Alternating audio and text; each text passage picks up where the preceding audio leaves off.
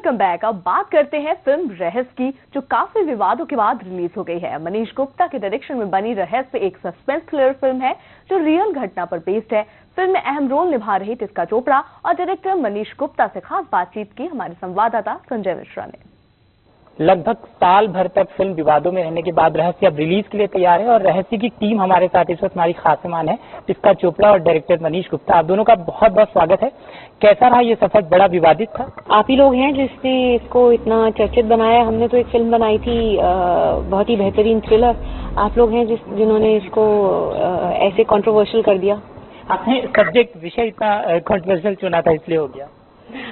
आपको कंट्रोवर्शियल लग रहा है? मुझे तो बहुत ही बेहतरीन थ्रिलर लग रही है।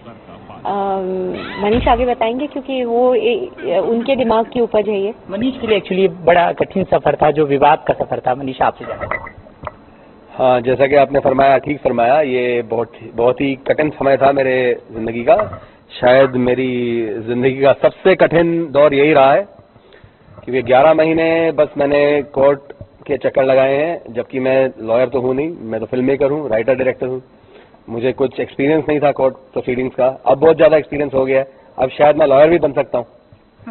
तो आप एक चीज सीख गए होंगे, मतलब अब फिल्म बनाएंगे तो किस किस तरह के विवाद होते हैं। इस तरह की फिल्म जिसके जो कोर्ट कचहरी में है, जिस फिल्म का विषय जो इस तरीके से सालों से 7 साल 8 साल तक विवादों से घिरी, अभी तक इसके सब्जेक्ट का भी पूरी तरीके से कोई चीज सामने नहीं आया है। तो अब आप क्या क्या सीखा आपने फिल्म बनाने से पहले? किन चीजों का ध्यान रखा? नहीं, ये मैं बिल्कुल सहमत नहीं हूँ इस बात से, क्योंकि मेरा ये देखना है पिछले कुछ सालों से कि आप कोई भी फिल्म बना लो, चाहे वो पीके जैसी फिल्म हो या कुर्बान हो या गुलाब गैंग, ब्लैक फ्राइडे, कोई भी फिल्म है, चाहे उसकी कहानी बिल्कुल ही फिक्टिशियस क्यों ना हो और किसी के सेंटिमेंट को हर्ट करने का इरादा ना हो, लेकिन कोई ना कोई प्रोटेस्ट या बैन या केस हो ही जाता है। आप चाहे कैसी भी फिल्म बना लो, हल्की फुल्की फिल्म बना लो, उस पर भी हो जाता है। तो मेरे ख्याल से हमें एक अंकुश लाना होगा कि अगर कोई शख्स या कोई बॉडी एक बेबुनियाद केस करती है किसी फिल्म पर या किसी नॉवल पर, या किसी उपन्यास पर, तो उस पे एक पेनल्टी लगनी चाहिए, ताकि ये करना, इस पे एक रुकावट पड़े।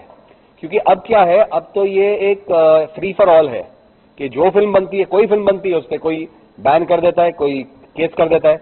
तो इस पे एक रोक लगाना बहुत जरूरी है। बिल्कुल सही कहा आपने। अब मेरे ख्याल से सेंसर बोर्ड में इन दिनों काफी कुछ हंगामा हुआ, बहुत सारे इस्तीफे हुए। टिस्का, मैं आपसे जानना चाहूंगा, आपसे इसलिए क्योंकि आप जानकार हैं, देश दुनिया की खबरों पे नजर रखती हैं। आप किस तरीके से सोचती हैं कि जो सेंसर बोर्ड फिल्मों के लिए होना चाहिए, वहाँ पे कोई नए प्रावधान भी आने चाहिए? सेंसर की जो गतिविधि है उसके बारे में मुझे ज़्यादा नहीं पता है, तो इसलिए मैं बहुत डिटेल में तो कमेंट नहीं कर सकूंगी। मैं तो सेंसर के एक्चुअली बहुत फेवर में नहीं हूँ, क्योंकि मुझे लगता है सेल्फ सेंसरशिप होनी चाहिए। अगर आपको फिल्म नहीं पसंद, मत देखिए। अगर आपको ऐसा लग रहा है कि इसमें आपके बच्चों के लिए या आपकी फैमिली के लिए कुछ हानिकारक है, तो आप मत देखिए ना, आपके पास हमेशा वो चॉइस है।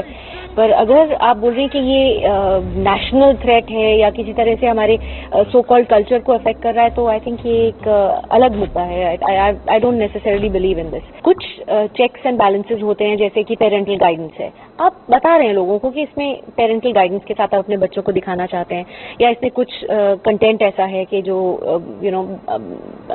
एक पर्टिकुलर सेक्शन के लिए इतना पैलेटेबल नहीं हो सकता। ऐसे चेक्स आप रख सकते हैं जो लोग पढ़ के समझ सकते हैं कि हमारे लिए ये फिल्म हमारे टेस्ट की है कि नहीं है।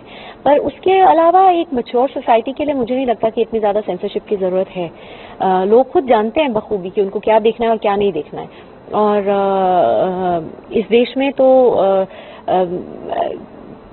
कभी कभार कुछ ऐसी चीज़ों पे रोकथाम लग जाता है जो कि आपको लगता है कि अच्छा ये आपको ऑब्जेक्शनेबल लग रहा था, और जो आइटम सॉन्ग्स आप देख रहे थे वो आपको ऑब्जेक्शनेबल नहीं लग रहे थे। तो मतलब यहाँ पे मुझे बहुत एक डबल स्टैंडर्ड अजीब से लगते हैं कि आपको क्या ऑब्जेक्शनेबल लगता है और क्या ऑब्जेक्शनेबल नहीं लगता है। आप क्या सोच के वो ऑब्जेक्शन रेज कर रहे हैं। दूसरी साइड पे जो मनीष ने बात कही कि वो सेंसर को लेके नहीं, पर वो कोर्ट केसेस को लेकर, जिसका मन करता है वो उठ के एक केस कर देता है। और फिल्म एक बहुत ही सॉफ्ट टारगेट है, क्योंकि एक पेरिशेबल कमोडिटी है एक तरीके से, उसकी एक शेल्फ लाइफ है। वो उस पर्टिकुलर साल 2 साल में रिलीज नहीं हो तो वो इररेलेवेंट हो जाती है या डेटेड हो जाती है, तो उसका आना बहुत ज़रूरी है टाइम से। रिलीज डेट्स बहुत मुश्किल से मिलती हैं, उसके अलावा थिएटर्स की बुकिंग बहुत मुश्किल से मिलती है। हर चीज़ को एक बहुत लंबा प्रोसेस होता है फिल्म को रिलीज करने का, उसकी पब्लिसिटी, उसकी मार्केटिंग, वो सब प्रोसेस फिल्म मेकर्स बहुत मुश्किल से सेट करते हैं।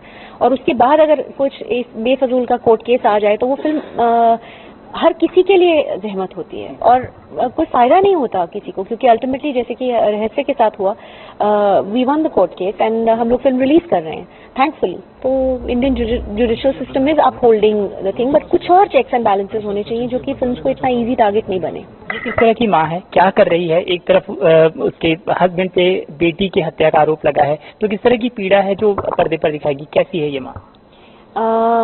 I think more than just माँ, ये औरत कैसी है, ये लेडी कैसी है। बहुत मेटिकुलस, बहुत डिटेल्ड, प्रोफेशनल वर्किंग वुमन। और जैसे कि किसी को भी होगा कि अगर उनके हस्बैंड पे कोई आरोप लगाया जाए तो she is very deeply affected. और एक पॉइंट पे जाकर उन्हें अपने हस्बैंड पे भी शक होता है कि शायद इन्होंने ही किया हो, क्योंकि कुछ स्टोरी ऐसे आगे बढ़ती है कि उन्हें खुद भी, जो कि ट्रेलर में आप देख चुके हैं, कि वो खुद पूछती हैं कि आप बताइए कि हुआ क्या था एक्चुअली, क्योंकि समझ में नहीं आता, एक दलदल सा है। तो ऐसा ही कुछ है ग्रिपिंग इसकी स्टोरी के लास्ट तक आपको पता नहीं चलता कि क्या हो रहा है। अरे कोई एविडेंस नहीं है तुम्हारे पास पारस्कर साहब? सीबीआई की मार खाएगा तो ही है। फिलहाल एक छोटे से ब्रेक के लिए यहाँ रुक रहे हैं, आप कहीं मत जाइएगा, बने रहिए एंटरटेनमेंट एक्सप्रेस के साथ।